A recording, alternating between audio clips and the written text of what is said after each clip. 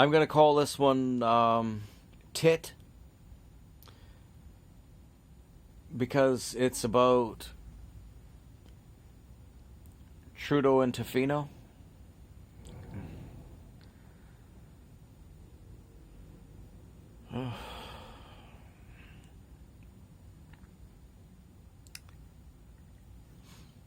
The Canadian media was going to let him get away with sneaking off to Tofino on the first Canadian Truth and Reconciliation Day that I think was practically his idea.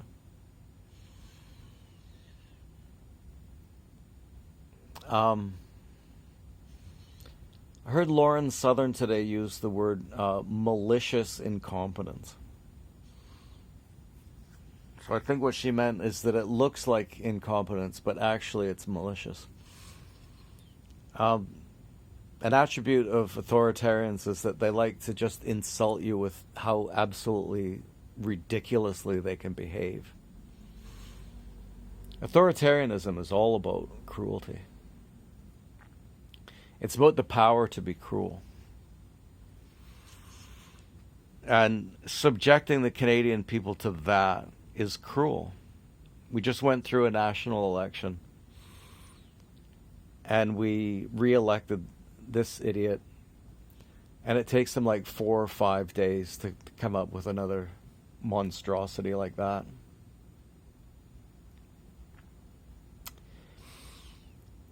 The best joke he ever told was about the media in Canada. It was at a press gallery event, I think, and he said that people were complaining that the media was letting him go on major gaffes, and they were letting him go for no good reason. And Trudeau said, no, they're letting me go for a reason. I paid them.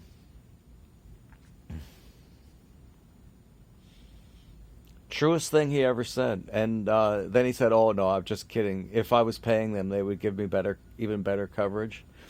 I know. What happens with Trudeau is that they praise him with faint criticism. As bad as what you see written in newspapers, it's not even close to what he deserves.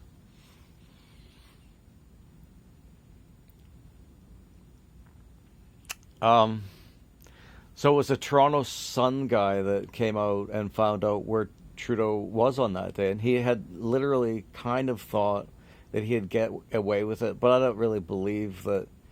Really, were they going to get away with that? So I'm stuck. Are they stupid, or are they so malicious that they would inflict that on us? In any case, they did inflict it on us. People already think he's a phony, he's a hypocrite. That one of the big reasons he got elected was because the Chinese Communist Party came out in favor of him. Wow. Okay, I'm going to refer to my notes here. Okay, I saw an inspirational poster yesterday. It was a picture of Trudeau. And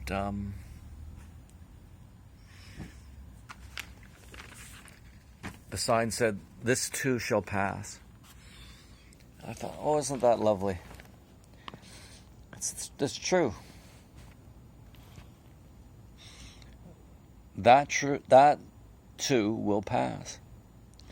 And then I looked at the bottom of the poster and it said, wind.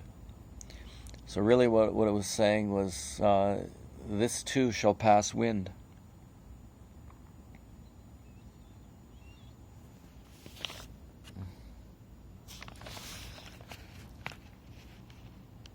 I saw Sky News Australia video about how absolutely certain we are now that the virus came from the lab, was produced by the lab, and was deliberately spread around the world by the Chinese Communist Party. There was information about that coming from the American military and was probably shared with the Canadian military as early as around August of 2019. I was familiar with that, like around probably the middle of 2020. That was becoming obvious. And so what you've got is a health minister and Theresa Tam, who listened to the World Health Organization, funded largely by China, instead of the American and Canadian military. Just right off the bat there. They listened to the WHO instead of the American military on something like that. She knew that they created it, and she knew that they deliberately spread it. In the United States, Fauci's might be going to jail. No such talk in Canada. Right now, Australia, England, and the United States, and India, and Japan, and increasingly, I think, Indonesia, Australia, they're forming a major military alliance against China. Fortunately for China, can always count on Canada. Right on the doorstep of the United States.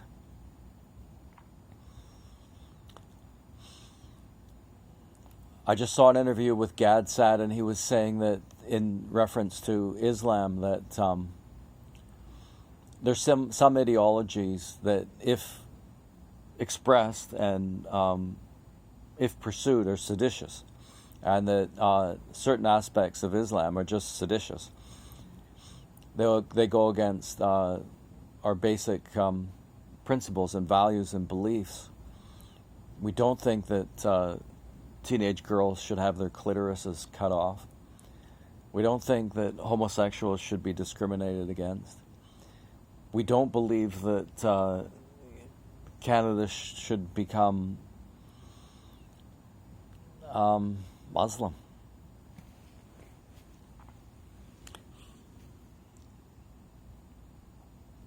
We don't believe that some people should live as dhimmis, as second-class citizens, especially not in our own country. Am I saying that every Muslim person that comes to Canada is seditious? Of course not. Am I saying that a lot are? Yeah, I am saying, yeah, probably. So which to talk about first? People pushing Chinese Communist Party ideology in Canada should be prosecuted for sedition, if it's possible, and kicked out.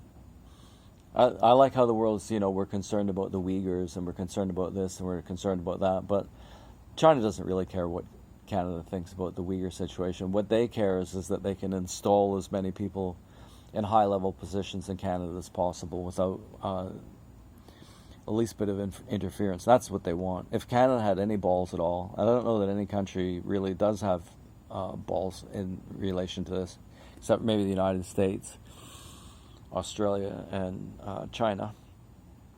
Australia, United States, and England. What's the next thing up? Oh, yeah, okay, so another mind-bogglingly stupid thing about the Canadian political class and media class right now is they're not asking anything about how Afghans are going to be vetted. You got this idea that, oh yeah, Trudeau's saying 40,000. Okay. A lot of those 40,000 will be absolutely terrific people, obviously. They could be terrific people, but not perfect. And among their list of imperfections would be, they're kind of like the Taliban. Just because the Canadian government, just because they've been living off Canadian generosity in Afghanistan for the last 10 years, doesn't mean that they're totally on board with Canadian beliefs and values, is it really? They could have been given money to the Taliban. They were definitely giving it to people who sell heroin. a great deal of the world's heroin comes from Afghanistan. We're going to be bringing in people that have unfortunate attitudes about women's rights, like whether or not they should be able to keep their clitorises, freedom of speech, especially whether or not we should be able to criticize the Islamic religion, and things that religion has gotten up to in the past.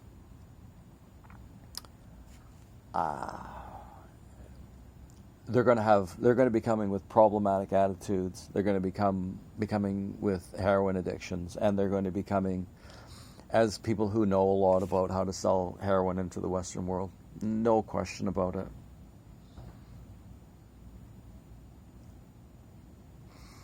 There's no question about that. A lot of them will be coming in at a stage in their life when it's become pretty impossible to integrate and to get a job and contribute anything. They're getting older. As refugees, they'll receive social assistance, dental, medical care, better than the average Canadian. And some of them economically will never contribute a thing, and will be coming in with problematic beliefs, attitudes, and behaviors.